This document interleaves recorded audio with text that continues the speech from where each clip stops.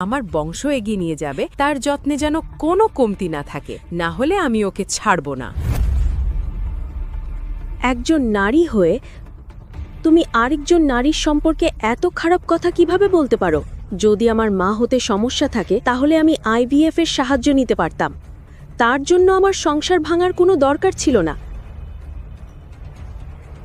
মা, এখন আমি গায়ত্রীর জন্য একই প্রার্থনা করব। সে বংশের উত্তরাধিকারী পাওয়ার স্বপ্ন দেখছে, আর সেটা হয়তো কোনোদিন পূরণই হবে না। যথেষ্ট। আর একটা কথাও না।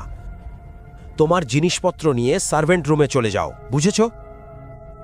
ডিভোর্স না হওয়া পর্যন্ত আমি তোমার স্ত্রী। ডিভোর্স ফাইনাল হয়ে গেছে।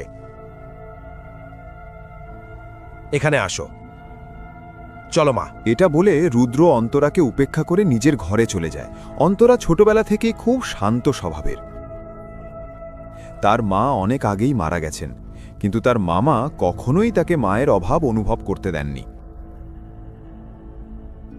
সে তার শৈশব কাটিয়েছে চাউলের একটি ছোট ঘরে চরম দারিদ্র্যের মধ্যে। গায়ত্রীর পড়াশোনা যেন বন্ধ না হয় সেই জন্য অন্তরা নিজের পড়াশোনা ছেড়ে দেয়, কিন্তু গায়ত্রী সব সময় তাকে কটাক্ষ করে এবং অপমান করার চেষ্টা করে। এখন প্রতিদিন অন্তরার জীবনে ষড়যন্ত্রের বিষ ছড়াতে গায়ত্রী তার স্বামীর সাথে বিয়ে না করেই তার শ্বশুরবাড়িতে থাকতে শুরু করেছে। এখন অন্তরার প্রতিটা সকাল অপমান দিয়ে শুরু হয়। রুদ্র বেবি, আমার গলা খুব শুকিয়ে গেছে। অন্তরা, যাও গায়ত্রীর জন্য জুস নিয়ে আসো।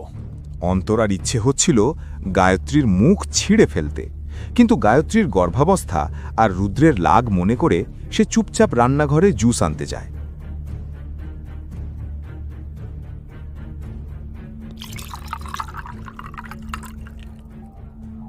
কার জন্য এই জুস নিয়ে যাচ্ছ?